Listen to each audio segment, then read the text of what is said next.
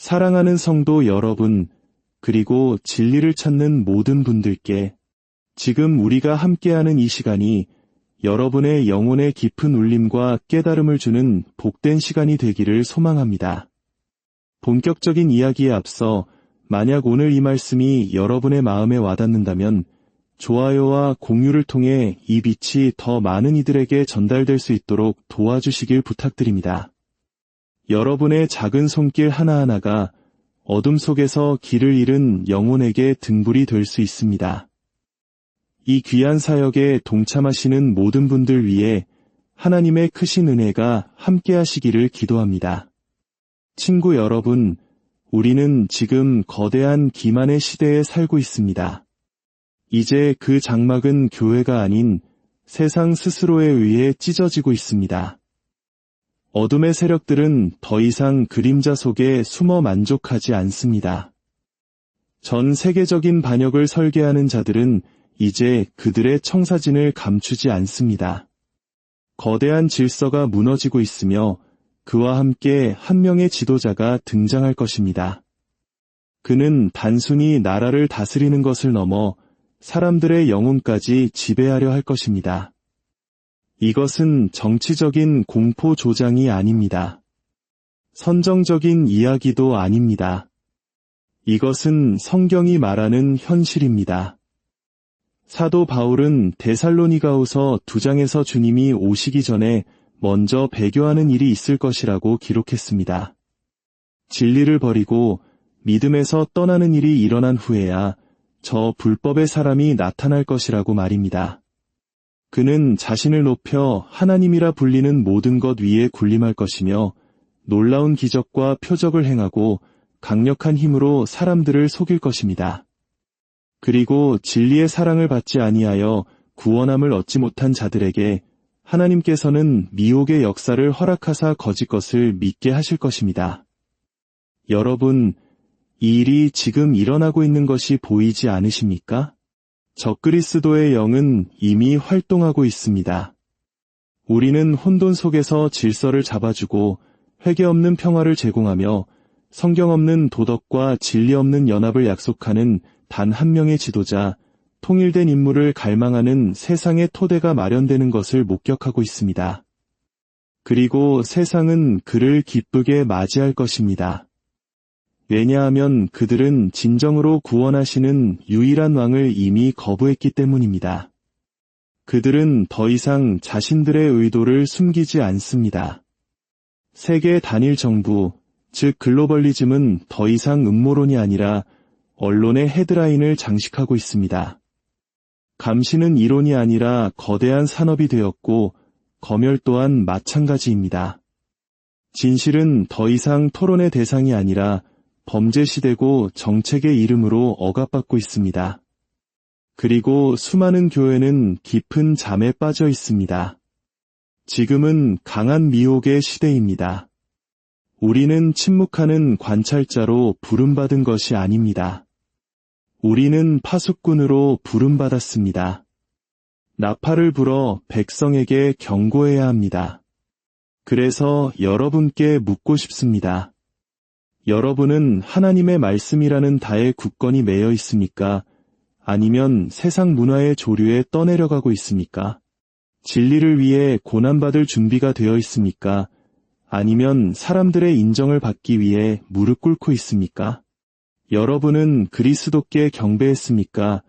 아니면 또 다른 누군가가 일어나기를 기다리고 있습니까? 다가올 지도자는 경배를 요구할 것이며 기적을 행할 것입니다. 그는 세상을 하나로 통합하고 더 나은 세상을 약속할 것입니다. 하지만 그의 미소 뒤에는 지옥의 분노가 감춰져 있을 것입니다. 세상은 그를 경이롭게 여길 것이며 어린 양의 생명책에 이름이 기록되지 않은 자들은 모두 그를 따를 것입니다. 하지만 우리는 아닙니다. 우리는 다른 왕을 따릅니다. 십자가에 못 박히셨다가 부활하신 구원자, 우리의 죄에 대한 진노를 대신 짊어지심으로 우리를 의롭게 하신 그분께 우리는 경배합니다. 세상이 불타고 나라들이 분노할지라도 우리의 소망은 정부나 동맹 혹은 카리스마 넘치는 인물에게 있지 않습니다. 우리의 소망은 변치 않으시는 주권자 하나님께 있습니다. 그분은 협상하기 위해 오시는 것이 아니라 다스리기 위해 검을 가지고 다시 오실 것입니다. 그러므로 깨어 있으십시오. 경계하십시오. 담대하십시오. 그리고 무엇보다도 신실하십시오. 그들은 더 이상 숨지 않지만 우리 또한 더 이상 숨지 않을 것입니다. 한때는 어둠 속에서 속삭여지던 것들이 이제는 지붕 위에서 외쳐지고 있습니다. 하나님을 향한 반역은 과거처럼 교묘하고 은밀하게 이루어지지 않습니다. 이제는 부끄러움이나 위장 없이 공공연하게 드러나고 있습니다. 전 세계적으로 우리는 위선이 벗겨지고 절제가 사라지며 창조주에 대한 반항을 자랑스러워하는 사회가 부상하는 것을 목격하고 있습니다. 반역은 더 이상 단순히 용납되는 수준이 아닙니다. 박수갈채를 받습니다. 죄는 더 이상 숨겨지지 않고 제도화됩니다. 기만은 더 이상 은밀하게 이루어지지 않고 체계적으로 이루어집니다. 우리는 이사야 선지자의 말씀이 생생하게 성취되는 시대를 살고 있습니다. 악을 선하다 하며 선을 악하다 하며 흑암으로 광명을 삼으며 광명으로 흑암을 삼는 자들은 화 있을진저 옳고 그름의 경계선은 단지 흐려진 것이 아닙니다. 완전히 뒤집혔습니다. 그리고 세상은 이 전복을 받아들일 뿐만 아니라 그것에 대한 충성을 요구합니다. 진리를 말하는 것은 사람들을 불쾌하게 만드는 일이 되었고, 의를 지키는 것은 분노를 유발하는 일이 되었습니다. 하나님이 주권적인 입법자이자 심판자이심을 선포하는 것은 스스로를 왕좌에 앉힌 문화의 표적이 되는 것을 의미합니다. 이 모든 것은 우연이 아닙니다. 의도된 것입니다. 지금 세상의 시스템을 지배하는 기만은 이 시대의 통치자, 즉 빛의 천사로 가장한 자에 의해 여러 세대에 걸쳐 배양되어 왔습니다. 그 핵심은 사탄적입니다. 그리고 그것은 단순히 개인을 통해서가 아니라 이데올로기, 정부, 교육 시스템, 그리고 비극적으로는 복음을 버린 교회들을 통해 움직입니다. 이 기만은 뿔을 달고 나타나지 않습니다. 미소를 띠고 나타납니다. 사랑, 포용, 진보, 정의와 같은 언어를 사용하지만 그것은 모두 위조품입니다. 죄를 정체성으로, 반역을 용기로, 신성모독을 해방으로 재정의합니다. 하나님의 영광을 사람의 칭찬과 맞바꿉니다. 그렇게 함으로써 많은 사람을 속입니다. 비극은 이것입니다. 그들은 자신들이 속고 있다는 사실을 알지 못합니다. 왜냐하면 그들이 진리를 원하지 않기 때문입니다.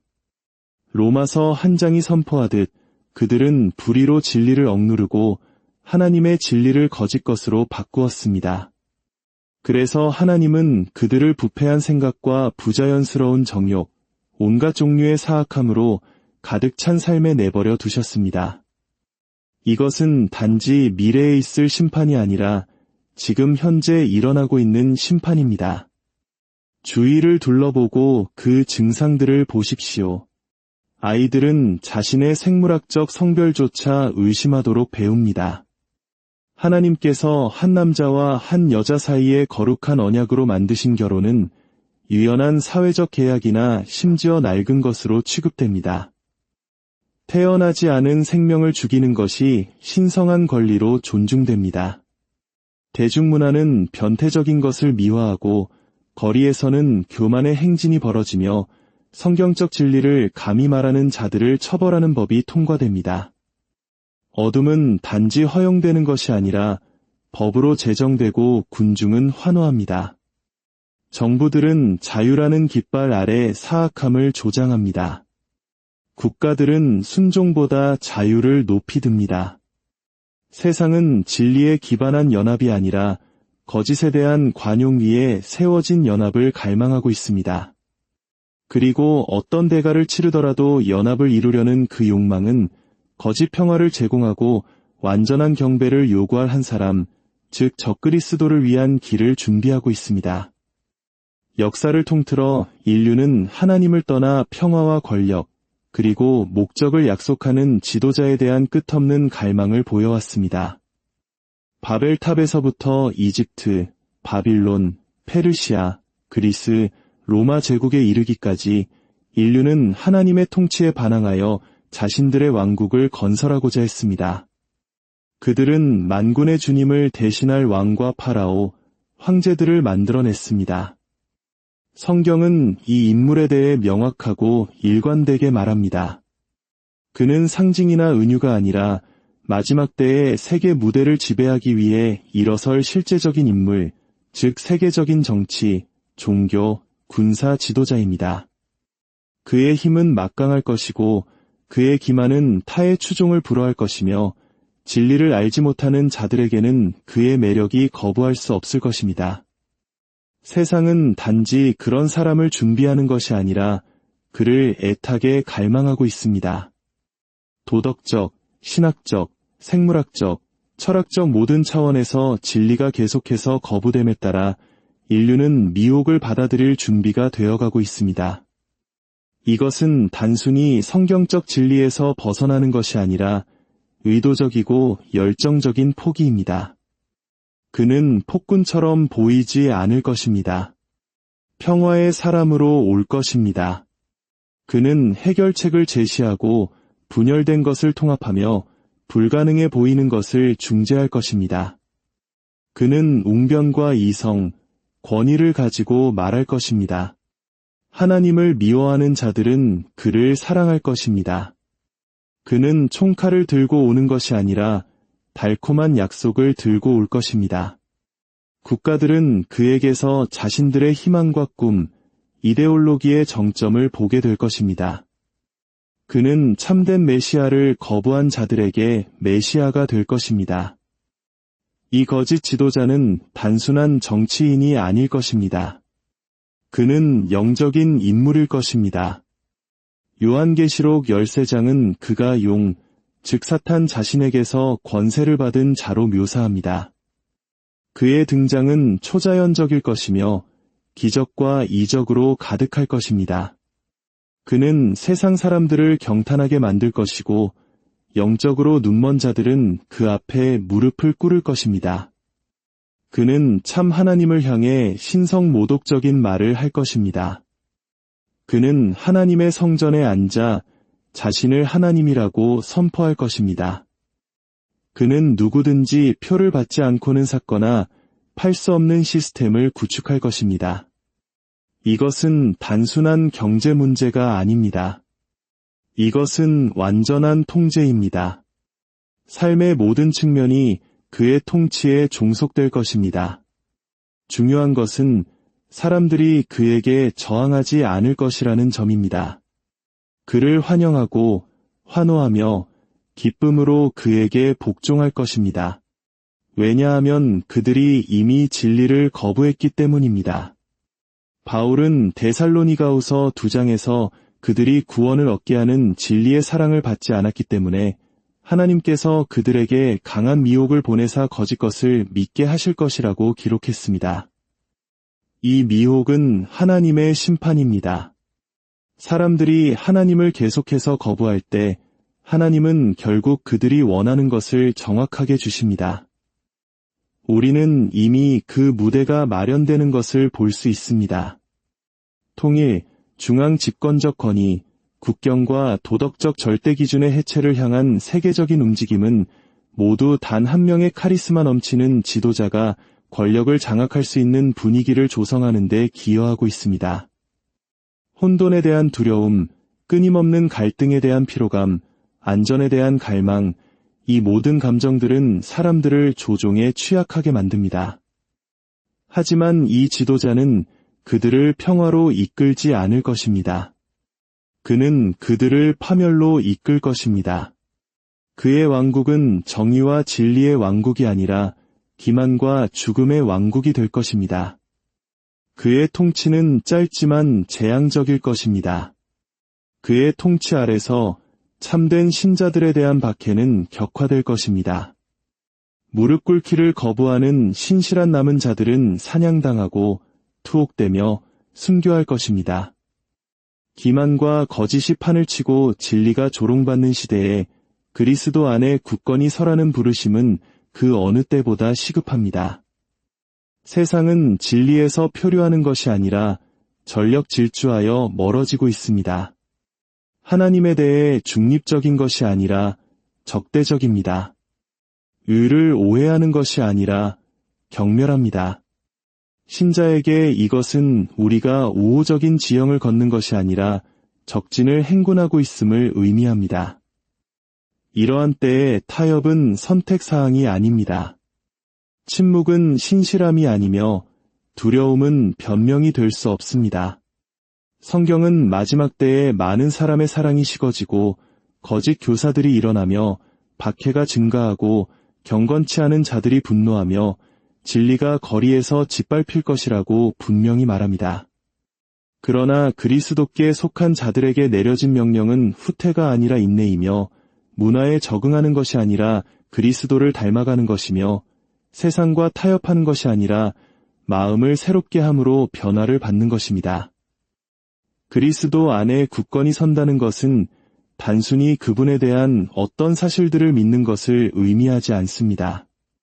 그것은 그분 안에 뿌리를 내리는 것을 의미합니다. 여러분의 삶을 그분의 말씀이라는 반석 위에 세우는 것입니다. 그래야 폭풍이 몰아칠 때 흔들리지 않을 수 있습니다. 두려움은 세상이 교회를 침묵시키기 위해 사용하는 무기입니다. 거절에 대한 두려움, 상실에 대한 두려움, 고립에 대한 두려움, 낙인 찍히는 것에 대한 두려움, 고난에 대한 두려움. 그러나 하나님의 말씀은 말합니다. 하나님이 우리에게 주신 것은 두려워하는 마음이 아니요 오직 능력과 사랑과 절제하는 마음이니 두려움은 믿음의 열매가 아니라 의심의 열매입니다. 예수님은 제자들에게 그의 이름 때문에 모든 민족에게 미움을 받을 것이라고 경고하셨습니다. 그들은 법정에 끌려가고 가족에게 배신당하며 심지어 죽임을 당할 것이라고 말씀하셨습니다. 그러나 그는 또한 끝까지 견디는 자는 구원을 얻으리라고 말씀하셨습니다. 이 인내는 수동적인 것이 아닙니다. 세상의 끌어당김에 대한 능동적인 저항입니다. 모든 것을 잃을지라도 진리를 말하겠다는 결단입니다. 진리 안에서 흔들리지 않는다는 것은 인기보다, 인정보다, 자기 보존보다 진리를 더 사랑하는 것을 의미합니다. 그것은 하나님께서 분명히 하신 것을 재정의하기를 거부하는 것을 의미합니다. 죄는 죄이며 그리스도는 주님이시며 구원은 다른 이름으로는 찾을 수 없다고 선언하는 것을 의미합니다. 이 싸움에는 중립이 없습니다. 예수님은 말씀하셨습니다. 나와 함께 아니하는 자는 나를 반대하는 자여. 교회는 어둠 속에서 빛으로 빛나도록 부름받았습니다. 빛은 어둠과 협상하지 않습니다. 어둠을 드러낼 뿐입니다. 그리고 진리는 인정을 구하지 않습니다. 사람들을 나눌 뿐입니다. 평화의 시대에는 신앙을 주장하기 쉽습니다. 그러나 박해의 시대에는 신앙이 시험받고 증명됩니다. 다가올 불은 각 사람이 어떤 기초 위에 세워졌는지를 드러낼 것입니다. 경험이나 안락함, 공동체 혹은 얕은 교리에 뿌리를 둔 신앙은 무너질 것입니다. 그러나 그리스도께 닻을 내린 자들은 설 것입니다. 그들이 강해서가 아니라 그분이 강하시기 때문입니다. 우리는 지금 경고의 종소리가 울리는 시대에 살고 있습니다. 디모데후서 3장에서 바울은 마지막 날에 어려운 때가 이를 것을 알라고 기록했습니다. 그는 교만, 신성모독, 불순종, 잔인함으로 특징 지어지는 세상을 묘사합니다. 이것이 오늘날 우리 시대의 모습과 다르다고 할 수 있습니까? 마태복음 24장에서 우리 주님은 전쟁과 전쟁의 소문, 기근, 지진, 불법의 성행, 사랑의 식어짐과 같은 명확한 그림을 보여주셨습니다. 그리고 그는 말씀하셨습니다. 삼가 두려워하지 말라, 이런 일이 있어야 하되 이 징조들은 무작위가 아닙니다. 그것들은 해산의 고통입니다. 그리고 해산의 고통은 무엇을 알려줍니까? 무언가 오고 있다는 것을 알려줍니다. 우리는 어떤 불확실한 미래로 흘러가는 것이 아닙니다. 우리는 하나님의 주권 아래 신성한 결론을 향해 이끌려가고 있습니다. 그렇습니다. 무언가 오고 있습니다. 그리고 성경은 그것이 무엇인지 우리에게 말해줍니다. 영광 가운데 다시 오실 예수 그리스도의 재림, 경건치 않은 자들에 대한 심판, 그리고 하나님의 영원한 왕국의 완성입니다. 그러나 그날이 오기 전에 기만이 있을 것입니다. 데살로니가후서 2장은 큰 배교, 반역, 떨어져 나감, 그리고 많은 사람을 속일 위조된 영성에 대해 경고합니다. 오늘날의 문화는 그러한 기만에 완벽하게 준비되어 있습니다. 우리는 교회가 인기를 위해 진리를 버리고 설교자들이 영향력을 위해 교리를 팔며 교단 전체가 시대의 정신에 무릎 꿇는 것을 봅니다. 이것들이 바로 경고의 징조입니다. 이것들이 바로 경고의 종소리입니다. 예언의 말씀은 히스테리를 일으키기 위해 주어진 것이 아니라 거룩함을 낳기 위해 주어졌습니다. 불안을 유발하기 위한 것이 아니라 기대를 북돋우기 위한 것입니다. 이 소망을 가진 자마다 그의 깨끗하심과 같이 자기를 깨끗하게 하느니라. 그러므로 교회여, 깨어날 시간입니다. 분별할 시간입니다. 일어설 시간입니다. 세상은 빠르게 변하지만 하나님의 말씀은 변하지 않습니다. 천지는 없어질지언정 그의 말씀은 결코 없어지지 않을 것입니다. 무언가 오고 있습니다. 왕이 오고 계십니다. 문제는 우리가 그 징조를 보느냐가 아닙니다. 문제는 우리가 준비되었느냐는 것입니다. 나팔 소리는 언제라도 울릴 수 있습니다. 그때까지 우리는 신실합시다. 깨어 있읍시다. 그리고 우리 주인의 뜻을 행하는 자들로 발견됩시다. 교회는 반드시 깨어 있고 분별하며 진리 안에서 타협하지 않아야 합니다. 이것은 어려운 시기를 위한 단순한 제안이 아닙니다. 예수 그리스도 교회의 정체성과 부르심에 근거한 시급하고 타협할 수 없는 명령입니다. 베드로전서 5장 8절은 근신하라 깨어라, 너희 대적 마귀가 우는 사자같이 두루다니며 삼킬 자를 찾나니라고 명령합니다. 깨어있으라는 부르심은 전쟁터의 군인의 자세이며 성벽이 파수꾼의 자세입니다. 교회는 휴가 중이 아닙니다. 전투 중입니다. 속이고 부패시키고 침투하려는 적이 있습니다. 분별력은 선택사항이 아니라 필수적입니다. 성숙한 신자들은 끊임없는 훈련을 통해 선과 악을 분별하는 능력을 갖춘 자들입니다. 그리고 그러한 분별력은 오직 성경에 흠뻑 젖은 마음에서만 나옵니다. 성경은 시대에 따라 재해석되어야 할 문화적 문서가 아닙니다. 살아계신 하나님의 영원한 말씀입니다. 그 권위는 최종적이며 그 기준은 변하지 않습니다. 그리스도의 재림은 임박했습니다. 거룩함과 준비된 자세로 사십시오. 이것은 신학적 개념이 아니라 신자의 삶 모든 측면을 형성해야 하는 영혼을 뒤흔드는 현실입니다. 주님 자신이 하늘로 올라가신 그대로 다시 내려오실 것입니다. 나팔이 울리고 구름이 갈라지며 만왕의 왕이 권능과 영광으로 돌아오실 것입니다. 예수님은 요한계시록 22장에서 보라, 내가 속히 오리니라고 말씀하셨습니다. 교회는 두려움이 아니라 신실함으로 매일 그 진리의 무게 아래 살아가야 합니다. 그리스도의 재림이 임박했다는 것은 우리가 정확한 시기를 안다는 의미가 아닙니다. 예수님은 그날과 그 시에 관해서는 아무도 모르고 오직 아버지만 아신다고 분명히 말씀하셨습니다. 그러나 임박했다는 것은 언제든지 일어날 수 있다는 의미입니다. 신약 성경은 결코 신자들이 유롭게 살기 전에 징조를 찾으라고 지시하지 않습니다. 대신 항상 준비되어 있으라고 부릅니다. 강조점은 날짜를 정하는 것이 아니라 매일의 성화에 있습니다. 그리스도의 나타나심을 사모하는 것은 그분의 임재의 빛 가운데 사는 것입니다. 재림의 실제는 고난 속에서 이로를 줍니다.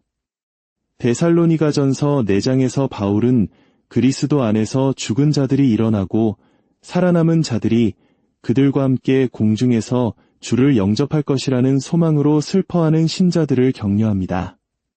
고난은 일시적이며 정의는 실현될 것이고 눈물은 닦일 것이며 그리스도께서 모든 것을 새롭게 하실 것임을 기억하게 합니다. 그러므로 거룩함은 개인적인 미덕일 뿐만 아니라 예언적인 명령입니다. 하나님의 백성은 오실 왕의 성품을 반영해야 합니다.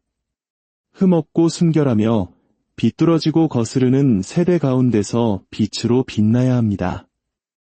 임박한 그리스도의 재림은 성경의 주변적인 주제가 아닙니다. 그것은 중심입니다. 그것은 구속의 완성이며 영광의 현현이며 어린 양의 승리입니다. 모든 무릎이 꿇고 모든 혀가 예수 그리스도를 주라 시인할 바로 그날입니다. 믿음이 눈으로 보는 것이 되고 성도들이 영화롭게 되며 이 세상 나라가 우리 주와 그의 그리스도의 나라가 되는 바로 그 순간입니다. 사랑하는 여러분, 깨어 있으십시오. 그날은 도둑같이 올 것입니다. 그러나 준비된 자에게는 소망의 날이요 승리의 날이 될 것입니다. 우리 주 예수 그리스도의 은혜와 평강이 이 말씀을 듣는 모든 분들과 함께하기를 간절히 기도합니다.